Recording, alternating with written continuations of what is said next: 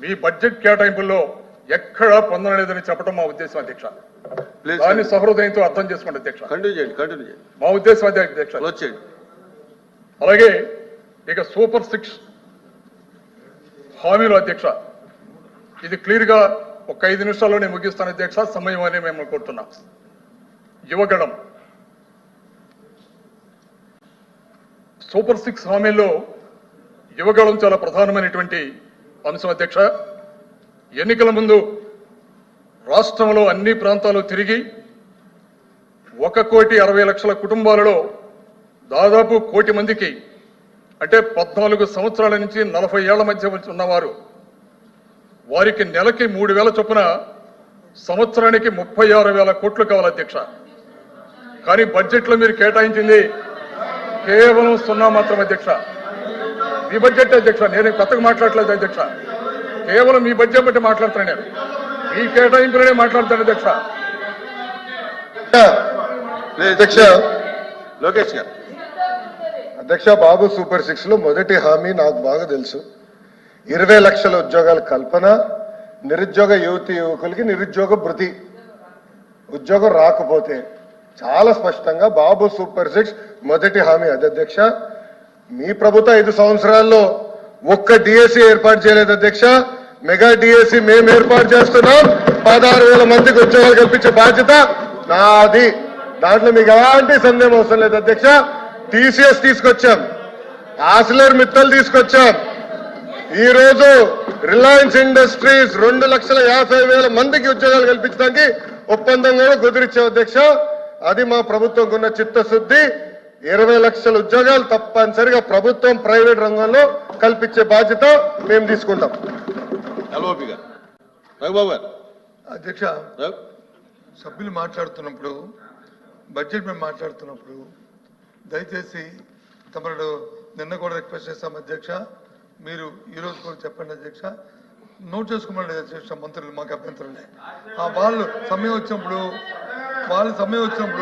వాళ్ళు దానిపైన వచ్చి రిప్లై ఇమ్మన్నాడు అధ్యక్ష. అంతేగాని ఇంటరప్ట్ చేసి మాట్లాడడానికి సంబంధించిన కాదు అధ్యక్ష. వారు చెప్పింది ఏంటి, 20 లక్షల ఉద్యోగాలు ఇస్తున్నారు, లేకపోతే ఉద్యోగ వృత్తి ఇస్తున్నారు, నిరుద్యోగ వృత్తి ఇస్తున్నారు అని చెప్పారు. 20 లక్షలకి లేనప్పుడు మరి ఏ సంవత్సరం నుంచి ఇస్తారు? 5 సంవత్సరాలు అయిపోయిన తర్వాత వృత్తి ఇస్తారా, అయితే ఈ సంవత్సరం నుంచే ఇస్తారా? అది క్లారిఫికేషన్ కావాలి అధ్యక్ష. అదే ఆయన చెప్తుంది. 20 లక్షల మంది ఉద్యోగాలు ఇస్తారంటే ఎప్పుడు 20 లక్షలు? చైర్మన్ సార్ పెద్దలు చెప్పినట్టు డిబేట్కి వెళ్ళట్లేదు చైర్మన్ గారు. హలో, డిబేట్కి వెళ్ళట్లేదు సార్. మేము కూడా చాలా ఓపిక్గా సభ్యులు ఏం చెప్పినా కూడా నోట్ చేసుకునేటువంటి విషయాన్ని మేం చేసుకుంటున్నాం, అధికారులు చేసుకుంటున్నారు. వాటికి అప్రాపరియేట్ టైంలో రిప్లై చెప్పాలనేది మా ఆలోచన. కాకపోతే అధ్యక్ష, పూర్తిగా రాంగ్ మెసేజింగ్ పబ్లిక్ వెళ్ళేటప్పుడు ఇవాళ గతంలో లాగా సభ అనేటువంటిది 4 గోడల మధ్య లేదు. రిప్లై తర్వాత వారం రోజులకు రికార్డ్స్ పోవడం లేదు అధ్యక్ష. లైవ్ పోతుంది.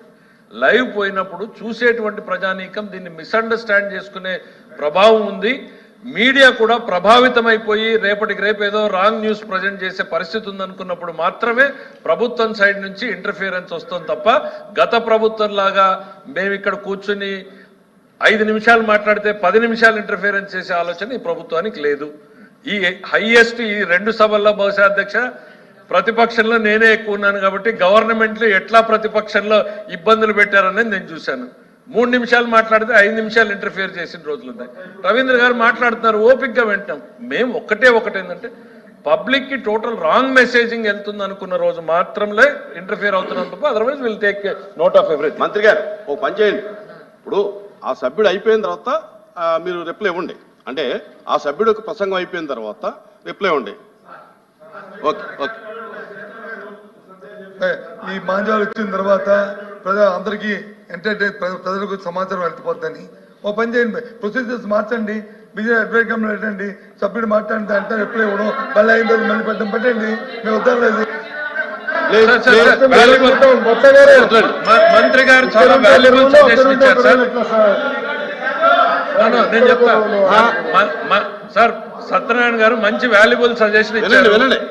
ఎల్ఓపి గారు వినండి ఎల్ఓపి గారు ఎల్ఓపి గారు వినండి వినండి మీరు చెప్పింది చాలా మంచి ఆలోచన చేశారు సార్.